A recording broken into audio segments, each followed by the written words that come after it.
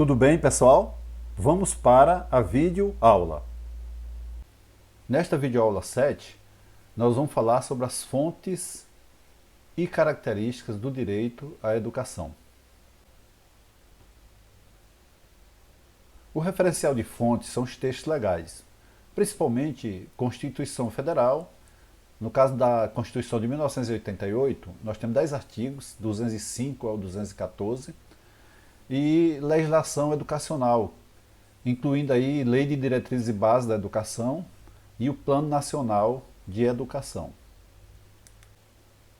Aqui, pessoal, nós temos uma sequência histórica das constituições brasileiras de 1824 até 1988. Então nós temos aí 7 constituições. Então nós vamos rapidamente fazer uma análise de como a educação ela foi tratada nessas constituições. Para essa análise nós vamos considerar educação como dever do Estado, educação como dever do Estado e da família, educação como direito de todos, princípio da gratuidade e o princípio da obrigatoriedade. A nossa primeira Constituição, a de 1824, ela só traz apenas o princípio da gratuidade no artigo 179, parágrafo 32. A instrução primária é gratuita a todos os cidadãos. Somente isso. A Constituição de 1891 também não trouxe nenhuma dessas categorias que estamos considerando como base para esta análise. A Constituição de 1934, pessoal, é uma das mais importantes em relação à consolidação do direito à educação. Ela vai dizer que a educação é dever do Estado e da família e também é um direito de todos. Ela mantém o princípio da gratuidade e o princípio da obrigatoriedade. E o mais importante, aqui no seu artigo 150, ela vai dizer que o ensino primário, integral e gratuito de frequência obrigatória é extensivo aos adultos. Então, pela primeira vez, uma Constituição vai se referir à educação de jovens e adultos. A Constituição de 1937, que é a Constituição feita depois do golpe, então o chamado Estado Novo, ela vai suprimir a educação como um direito de todos, mantendo o princípio da gratuidade, da obrigatoriedade e também a educação como um dever do Estado e da família. A Constituição de 1946, ela suprime a questão da educação como dever do Estado e da família, mantém a educação como direito de todos e também o princípio da gratuidade e da obrigatoriedade. Mas, pessoal, vejam que a partir de 1967, nós não vamos ter o princípio da gratuidade e nem da obrigatoriedade. Então a Constituição não faz nenhuma referência, não obriga o Estado a oferecer e nem também vai dizer que é gratuita, mas mantém a educação como direito de todos. E também apenas coloca o Estado como o único responsável pela sua oferta. Finalmente, pessoal, nós chegamos aqui à Constituição de 1988. Então, a Constituição de 1988 é aquela que vai garantir educação como direito de todos, vai dizer que a educação é dever do Estado e da família e também vai garantir o princípio da gratuidade e da obrigatoriedade. E aqui, pessoal, nós temos o artigo 208, inciso 1, uma das garantias fundamentais para a educação de jovens e adultos. Diz que a educação básica, obrigatória e gratuita, inclusive sua oferta gratuita para todos os que a ela não tiveram acesso na idade própria. Então, pessoal, as constituições federais constituem-se em fontes extremamente importantes para o direito à educação. Outras fontes importantes estão nas leis de diretrizes e bases da educação nacional. Nossa primeira LDB, pessoal, é a Lei 4.024 de 61.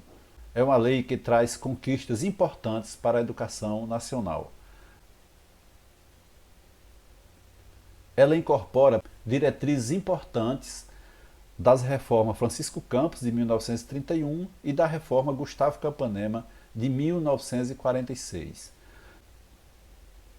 Nesta LDB, pessoal, há apenas uma referência à educação de jovens e adultos, que é o exame Madureza.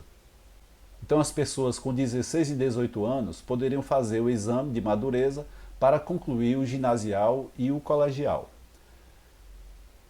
A nossa próxima LDB foi a Lei 5692, de 1971.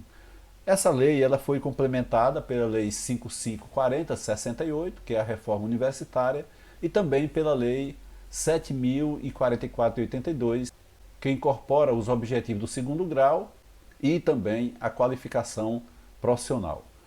A educação de jovens e adultos nessa lei é tratada como ensino supletivo e ela tem um capítulo inteiro para tratar desse assunto, o capítulo 4, que vai do artigo 24 ao artigo 28.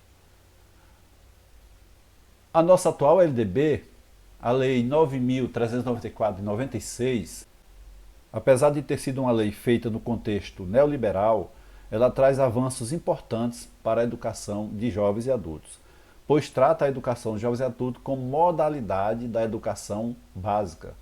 É o que preceitua os artigos 37 e 38 desta lei. Nós temos outras fontes do direito à educação, como o Plano Nacional de Educação, atualmente a Lei 13.005 de 2013, e toda uma legislação estrutural para a educação no Brasil. É importante considerar, pessoal, que o direito à educação apresenta características muito peculiares. A principal delas é que o direito à educação é um direito público subjetivo. E o que é um direito público subjetivo? O direito público subjetivo traduz-se na possibilidade de exigir. Então o cidadão ele tem direito a uma vaga para o seu filho, quando este completa 4 anos de idade, numa escola próximo à sua residência. Então o cidadão ele tem direito, ele tem essa prerrogativa, então ele pode exigir do Estado que lhe oferte esta vaga. Então o direito subjetivo é esta capacidade, ou possibilidade, ou poder de agir, que a ordem jurídica concede a alguém. A próxima característica é a acessibilidade. A acessibilidade é a garantia de acesso à educação pública, sem qualquer tipo de discriminação. Outra característica importante do direito à educação é a aceitabilidade. A aceitabilidade, pessoal, é o padrão de qualidade da educação. Esse padrão de qualidade da educação se relaciona aos programas de estudos, aos métodos pedagógicos, à qualidade do corpo docente, às condições de trabalho e às condições de oferta educacional.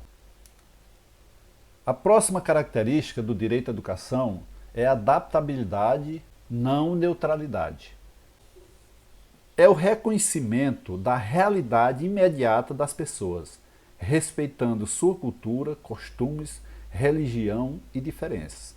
Então, é importante que você não olhe para seus alunos como se eles fossem um só. Todos eles têm características peculiares que compõem sua identidade. Nós, professores, temos esta consciência. A última característica do direito à educação é controle social e participação. Aqui, pessoal, trata da garantia de mecanismos participativos e de controle social para avançar na implementação do direito. Ou seja, são os canais que o Estado deve colocar à disposição do cidadão para que ele tenha acesso à educação de qualidade. Só voltando a esta característica aqui, pessoal, do direito à educação como direito público subjetivo, nós temos algumas implicações. Essas implicações, pessoal, estão relacionadas à obrigatoriedade. Então, a obrigatoriedade ela não se refere apenas aos gestores. Ela tem implicações tanto para o poder público, para o aluno e para os pais. O poder público tem a obrigação de ofertar, o aluno usufruindo desta oferta e os pais têm a obrigação de matricular. A obrigatoriedade também ela se refere à oferta ou ao efetivo atendimento. Então envolve oferta e atendimento. Lembrando que este atendimento e esta oferta sempre tem como pressupostos o padrão de qualidade. Vamos encerrar essa videoaula, pessoal, por aqui. E na próxima videoaula nós vamos falar sobre consolidação do direito à educação de jovens e adultos como direito público subjetivo. Até lá!